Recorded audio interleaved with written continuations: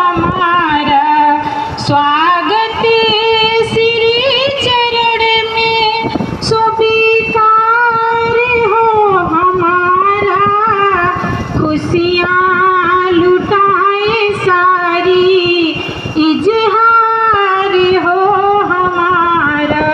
स्वागत श्री चरण में राहों के हर कदम पर हम फूल हैं बिछाए।